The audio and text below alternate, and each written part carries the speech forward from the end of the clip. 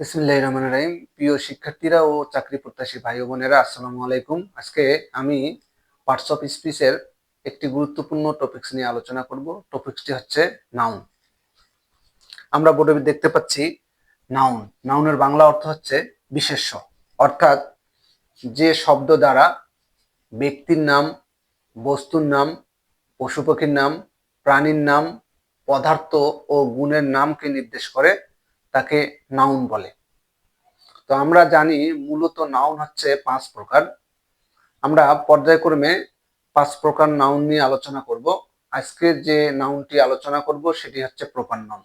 আমরা জানি যে প্রপার নাউনের বাংলা অর্থ হচ্ছে নির্দিষ্ট বাচক বিশেষ্য, অর্থাৎ যে নাউন দ্বারা কোনো কিছুর নির্দিষ্ট নামকে বোঝায় সেই নাউনটিকেই বলা হচ্ছে প্রপার নাউন। তো কোনো কিছু নির্দিষ্ট নাম বলতে সেটি হতে পারে ব্যক্তির নাম, সেটি হতে পারে বস্তুর নাম, প্রাণীর নাম, পশু পাখির নাম, কোনো পদার্থের নাম এবং কোনো গুণের নাম। তো আমরা খেয়াল রাখবো যে প্রপার নাউনের প্রথম অক্ষরটি সবসময় ক্যাপিটাল লেটার হয়, অর্থাৎ কোনো নাউনকে যদি আমরা প্রপার নাউন হিসেবে চিহ্নিত করতে চাই তাহলে তার শব্দের প্রথম অক্ষরটি ক্যাপিটাল লেটার হবে। তো আমরা এখানে বোর্ডে দেখতে পাচ্ছি যে প্রথমত রয়েছে ব্যক্তির নাম। ব্যক্তির নামের মধ্যে রয়েছে আবরার, আফসানা। এরপরে রয়েছে বস্তুর নাম। বস্তুর নামের মধ্যে আমরা নিয়েছি বুক, পেন। এরপরে রয়েছে দেশের নাম। দেশের নামের মধ্যে রয়েছে বাংলাদেশ, জাপান, শ্রীলঙ্কা, ভুটান ইত্যাদি ইত্যাদি।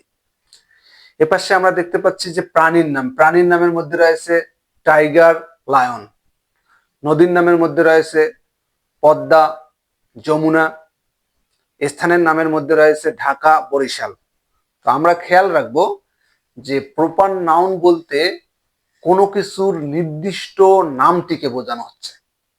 তো প্রিয় শিক্ষার্থীরা ও চাকরি প্রত্যাশী ভাই বোনেরা, আমার এই ভিডিওটি ভালো লাগলে লাইক, কমেন্ট, শেয়ার দিয়ে পাশে থাকবেন এবং এখনো যারা আমার পেজটি ফলো করেননি তারা পেজটি ফলো করে পাশে থাকবেন। ইনশাআল্লাহ